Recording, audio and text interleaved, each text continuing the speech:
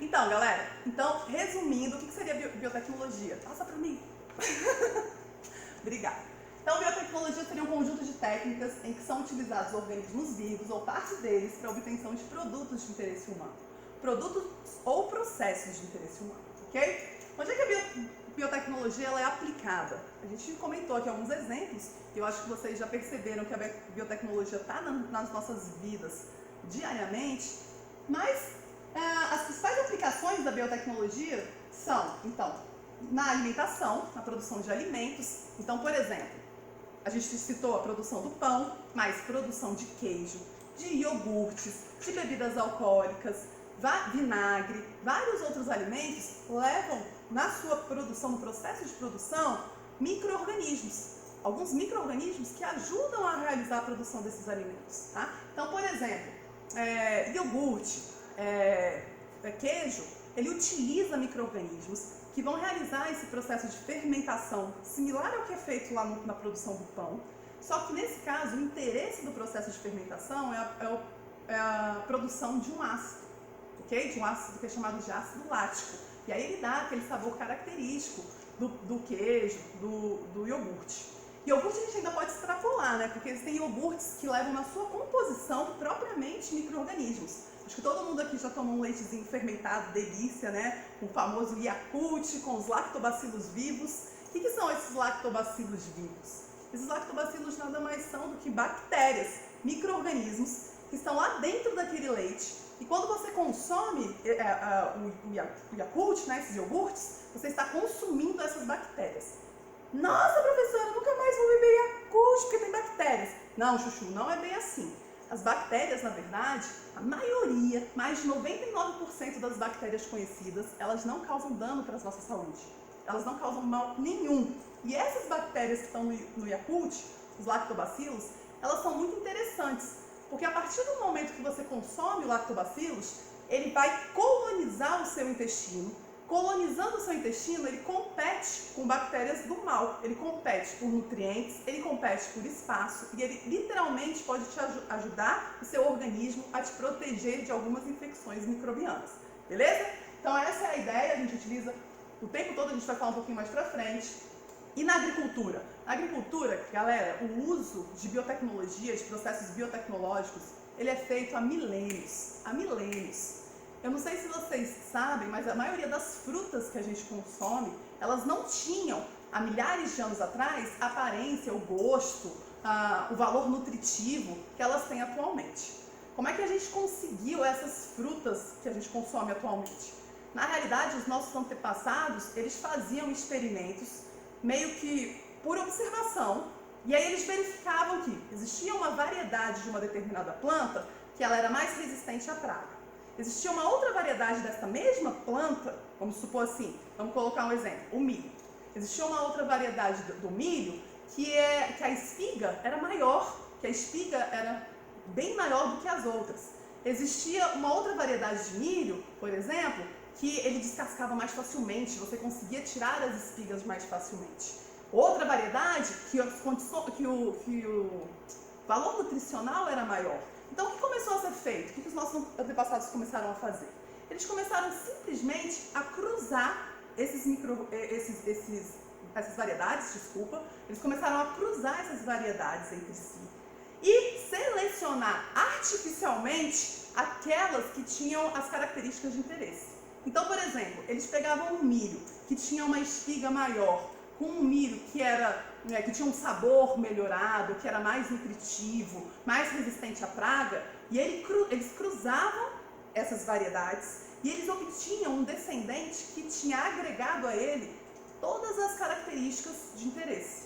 Tá? Isso é um processo biotecnológico? Claro que sim. A gente está fazendo uso de organismos vivos para o interesse próprio. Então a gente está fazendo cruzamentos artificiais para obter uma variedade que nos interesse, uma variedade com as características que nos interessam, ok? Galera, isso aí é chamado de melhoramento genético. Hoje a gente deu esse nome, a gente sabe que na verdade, o que os nossos antepassados eles estavam fazendo? Sem saber, eles estavam selecionando características com base na ideia de Mendel, lembram? Que Mendel dizia que uma característica ela é determinada por fatores, por par de fatores, e esses pares de fatores, eles são herdados dos pais, herdados dos progenitores. Então, a partir do momento que eu faço esse cruzamento, esses fatores, que na verdade seriam os genes, eles são transmitidos para os alelos e a gente consegue selecionar aquela característica que posteriormente ela é transmitida para os descendentes daquele novo indivíduo, beleza? Só que é interessante que os nossos antepassados faziam isso há mais de 10 mil anos sem ter a menor noção, o menor conhecimento dos trabalhos de Mendel, obviamente, que foram realizados no século XIX. Eles não sabiam absolutamente nada de genética, de DNA, nada disso. Okay? Era basicamente a observação. Esse processo, que é o melhoramento genético, e no caso que eu estou falando de plantas especificamente, ele também é chamado de domesticação de plantas. As plantas que a gente consome hoje no nosso dia a dia, né, os alimentos, os vegetais que nós consumimos, eles foram muito domesticados, eles foram super domesticados ao longo dos tempos. Okay? A mesma coisa é feita na pecuária também, melhoramento de animais com características específicas, a gente vai dar um exemplo mais para frente, beleza? Uma outra aplicação na agricultura que eu acho muito interessante é o uso de biopesticidas. Biopesticidas, que seriam pesticidas que fazem uso de micro-organismos, de seres vivos, ok? Então, qual que é a ideia?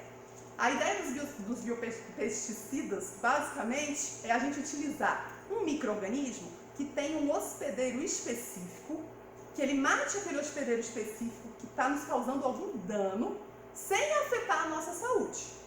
Como isso é usado? Existe uma bactéria, vou dar um exemplo clássico de uma bactéria que é chamada de Bacillus thuringiensis, e essa bactéria ela infecta especificamente insetos, tá? Infecta especificamente insetos.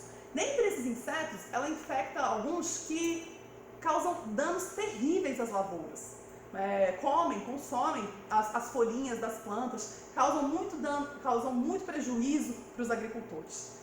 Naturalmente, o que é muito feito, né, nesse caso? A gente costuma utilizar agrotóxicos, como o nome diz, né? Agrotóxicos. Eles são tóxicos para a nossa saúde, tá? E a gente utiliza esses agrotóxicos, que eles vão matar esses insetos, vão impedir esses prejuízos na lavoura, entretanto, eles podem causar danos para a nossa saúde. Os biopesticidas, eles são micro-organismos que eles infectam especificamente os insetos.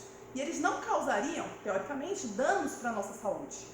Então, a ideia é a gente colocar na lavoura, né, disseminar na lavoura esses micro-organismos, esses biopesticidas, que infectam os insetos. Dessa forma, os insetos morrem e a gente não precisa utilizar agrotóxicos da mesma forma que a gente utilizaria, né, na ausência desses biopesticidas.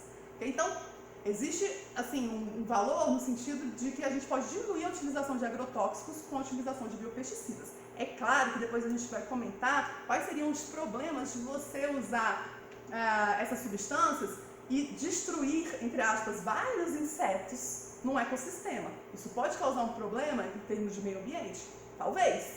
Então isso tudo são estudos que devem ser feitos assim de forma muito cautelosa. A gente precisa fazer muitos estudos antes de sair jogando qualquer coisa nos nossos alimentos, beleza? Mas existe essa possibilidade.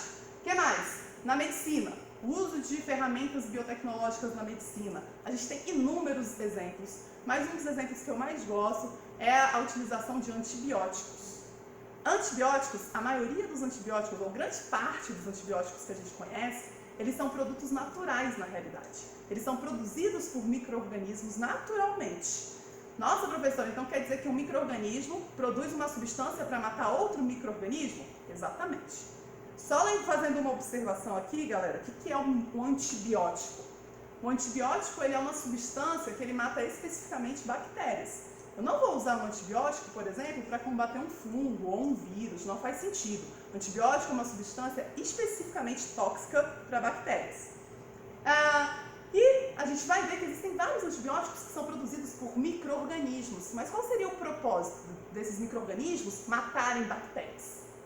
Cara, o propósito mais claro seria a relação de competição entre eles. A gente tem que imaginar que no ambiente natural em que esses micro-organismos vivem, eles competem por nutrientes, por espaço. Então é natural que alguns micro-organismos produzam substâncias tóxicas para diminuir a comunidade ao seu redor, os outros micro-organismos.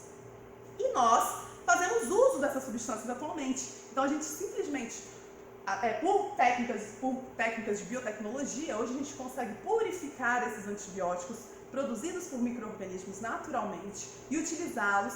E isso, para mim, foi um dos grandes achados do século passado. A gente vai comentar isso mais pra frente, eu vou falar por quê. Ok? Existem outros exemplos na medicina? Vários, a gente vai comentar mais alguns nas próximas aulas. Por exemplo, a utilização de insulina atualmente, como é que a gente produz insulina? A insulina, lembrando, a gente viu ano passado, a insulina é um hormônio importantíssimo, porque ele permite que as células captem glicose. Lembrou disso? Então, existem pessoas diabéticas que, em alguns casos, elas não produzem, ou elas produzem muito pouco insulina.